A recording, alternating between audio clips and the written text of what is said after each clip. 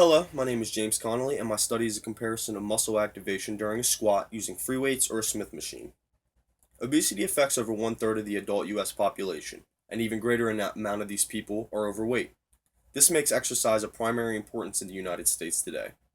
The squat is an extremely useful exercise as it burns more calories per rep than any other lifting exercise. So knowing which mode is better to use is beneficial and can help lead to a thinner, healthier America.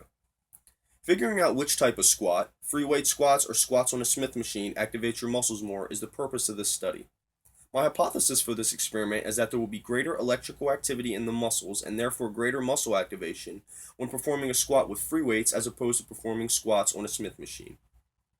Through reviewing literature about this topic, I discovered there are many variables that can affect muscle activation during a squat. Some of these include gender, squat experience, and body type and stature.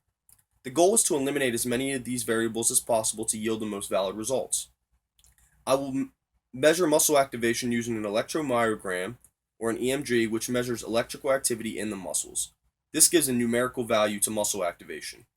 These maximal voluntary concentric contraction numbers, or MVCC numbers, will prove which mode is better to perform a squat on.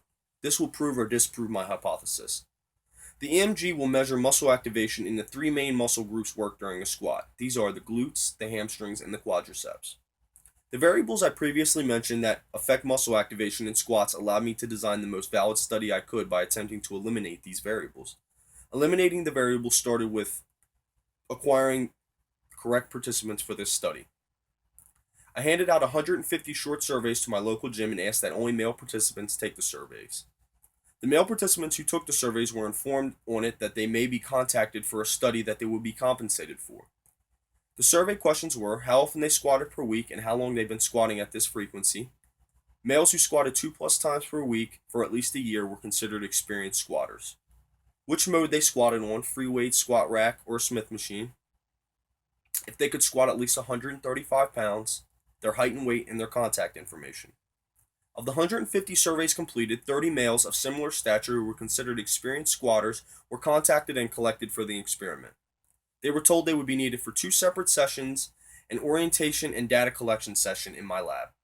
At orientation, they were informed of the purpose of the study, the proper form and placement for the squat, and pre-data collection hydration and physical activity requirements. At the data collection session, an EMG will be connected to the glutes, hamstrings, and quads to measure and collect muscle activation data while performing a 135-pound squat on the Smith machine and free weight squat rack. This data will be stored and later analyzed. The EMG measure has evidence to support its reliability and validity because it proves my hypothesis numerically and quantitatively. The EMG data collected shows the maximal voluntary concentric contraction, or the MVCC. The outcome of this study is scientifically valid because it can finally be proved whether or not it is better to squat with free weights or on a Smith machine. This will be proven numerically, and it will be factual after the data is analyzed. The outcome of the study is practically significant because it allows normal everyday Americans to know which mode to use when squatting to burn the most calories and activate your muscles more, which can cut into obesity numbers, which is an important American concern. These reasons alone make this study extremely important. Thank you for your time. If you have any questions, comments, or concerns, I'd love to hear them. Have a nice day.